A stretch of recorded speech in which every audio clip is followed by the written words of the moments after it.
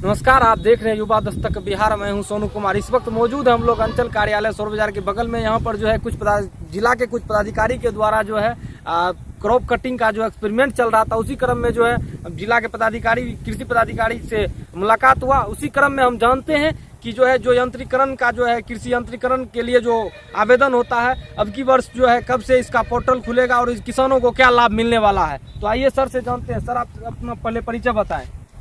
मैं सहायक निदेशक कृषि अभियंत्रण जी, जिला कृषि कार्यालय सहरसा में कार्यरत हूँ। जी। अब की बार जो है सर ये कृषि यंत्रीकरण के लिए जो योजना के लिए जो ऑनलाइन पोर्टल वगैरह होता है, कब से सर खुलने वाला है? देखिए, कृषि विभाग बिहार सरकार जी, राज्य योजना एवं केंद्र प्रायोजित योजना के माध्यम से कृषि यंत्रों पर अनुदान देती है, जी, जिसके माध्यम से किसानों को इंडिविजुअल यंत्र पर एवं यंत्रों के समूह पर अनुदान प्राप्त होता है, जी, जिसके लिए 75 तरीके के यंत्र चयन किए गए हैं इस वित्तीय वर्ष 2024-25 के लिए। इसका आवेदन कल यानी 5 अप्रैल से शुरू हो रहा है।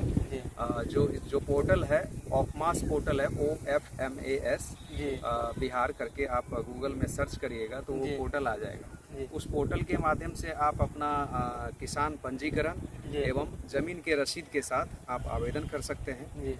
और जो भी यंत्र आप सेलेक्ट करेंगे, चयन करेंगे, उस पर जाकर आवेदन कर सकते हैं। अपना जो कैटेगरी सर्टिफिकेट है, जो कास्ट सर्टिफिकेट है, उसके साथ। इस बार जो 40% से लेके 80% तक यंत्रों पर अनुदान है। और जो समूह है, समूह भी इसके लिए आवेदन कर सकते हैं। समूह को SMM जो केंद्र प्रायोजित योजना है, उसको 80% तक अनुदान का प्रावधान है। और जो यंत्रों का समूह इंडिविजुअल लेंगे उनको 40% यानी 10 लाख में से 4 लाख तक का अनुदान उनको मिलेगा। तो यह सर अनुदान केंद्र देता है कि राज्य देती है? ये 2 तरह की योजना है। राज्य योजना है, एक केंद्र प्रायोजित योजना है। तो केंद्र प्रायोजित योजना जो है उसमें 60% जो है भारत सरकार का उसमें योगदान रहता है और उसके बाद 40% राज्य सरकार का योगदान रहता है। ये केंद्र प्रायोजित योजना है। और जो राज्य योजना है, राज्य योजना में 100% राज्य सरकार की भागीदारी रहती है। इसमें सर कृषि यंत्रीकरण में कितने प्रकार के यंत्र हैं जो कि किसान के उपयोग के लिए हैं? कौन कौन से यंत्र होते हैं? कुछ यंत्र के नाम बताएं। जैसे जीरो टिलेज हो गया, लाइन सोइंग के लिए। जैसे अभी फसल देख रहे हैं आप सरसों का, ये लाइन सोइंग करने से इसका और ज़्यादा प्रोडक्शन होता। और लाइन सोइंग करने से गेहूँ, मक्का, ये सब जितने भी फसल हैं, धान, ये सब के लिए लाइन सोइंग के लिए मशीनें हैं। जैसे जीरो टिलेज मशीन हो गया, उसके बाद राइस ट्रांसप्लांटर होता है, वो हो गया। उसके बाद राइस वीट सीडर होता है जो लाइन सोइंग करता है, जिससे हमारा पौधे और पौधे के बीच की दूरी निर्धारित होती है। उससे उसको बराबर मात्रा में भोजन मिलता है मिट्टी से और उसका प्रोडक्शन एक अच्छा होता है, 10 से 20% तक अधिक होता है। उसके बाद फसल कटनी के लिए रीपर आता है, कई तरह के, ट्रैक्टर से चलने वाले, हाथ से चलने वाले, ये रीपर हो गया। उसके बाद वीडर आता है, जो क्रॉप के बीच में जो खरपतवार है उसको हटाने के लिए वीडर वाली मशीन आती है, खरपतवार निकालने के लिए। इसके अलावा थ्रेशर होता है। थ्रेशर कई तरह के होते हैं, ट्रैक्टर से चलने वाले और जो इंजन से चलने वाले। इसके बाद इसका जो पोस्ट हार्वेस्ट में जो ऑपरेशन होता है, जैसे आपका राइस मिल हो गया, आटा चक्की हो गया, इन सब पर भी अनुदान मिल रहा है। तकरीबन सर कितने प्रकार के यंत्र हैं? 75 तरह के कुल सभी पर अनुदान मिलेंगे? सभी पर 40% से लेके 80% तक अनुदान है। और जो भी किसान बंधु भाई इसका लाभ लेना चाहेंगे तो वो कल से उनके लिए सर LPC वगैरह नहीं देना होगा?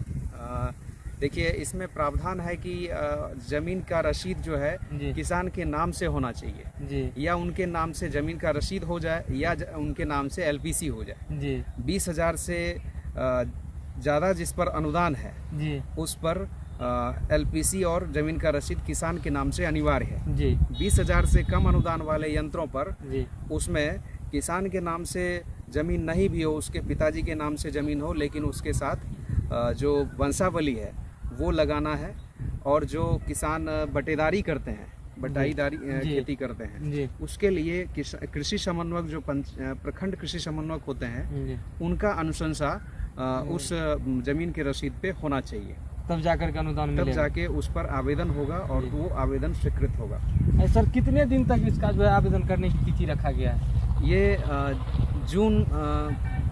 अभी जून के महीने तक आवेदन होगा, यानी 5 अप्रैल से चालू होगा और जून तक हाँ जून तक रहेगा। जून के महीने तक रहेगा। जी और उसके बाद स्वीकृति आदेश निर्गत होगा जिला कृषि कार्यालय से, जी और स्वीकृति आदेश निर्गत होने के बाद जी वो फिर उस स्वीकृति आदेश के आधार पर यंत्र की खरीदारी कर पाएंगे जो पंजीकृत विक्रेता है जी। जिले में। उसमें सर किसान के लिए जो चारा जो काटने वाला मशीन होता है वो भी मशीन शामिल है क्या?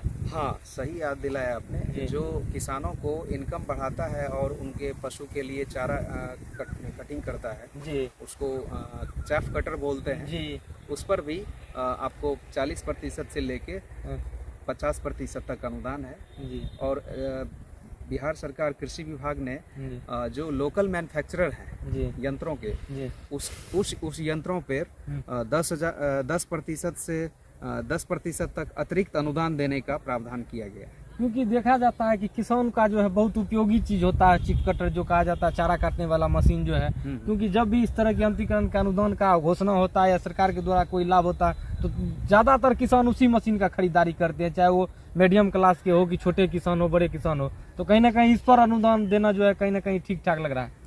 हाँ, ये कृषि यंत्र जो चैफ कटर है उसको भी शामिल किया गया है। जी चैफ कटर कई तरह के होते हैं, एक मैनुअल होता है उस पर भी अनुदान है। जी उसके बाद एक ये इंजन मोटर से- ऑपरेटेड है, जी। मोटर ऑपरेटेड है, जी। ट्रैक्टर ऑपरेटेड है, जी सब पे अनुदान इस है। सब पर अनुदान है। तो जैसे ट्रैक्टर में देखा जाता है रोटावेटर उस सब पर भी अनुदान होगा किसी हाँ, रोटावेटर जो हो किसान गया। लेना चाहेंगे हाँ, तो मतलब जो आवेदन कर सकते हैं। जो यंत्र लेना चाहेंगे किसान वो जी। ले सकते हैं, जी बशर्ते इसका उनका- आवेदन सर मतलब कि कहीं भी कैफे वगैरह से होगा कि जिला में आके करवाना होगा? इसका आवेदन किसी भी जो कॉमन सर्विस सेंटर होता जी। है वहाँ से कर सकते हैं, जी। या किसी कार्यालय से भी जाके कर सकते हैं किसान। जी जिनको जो सुविधा है वहाँ से कर सकते हैं आवेदन।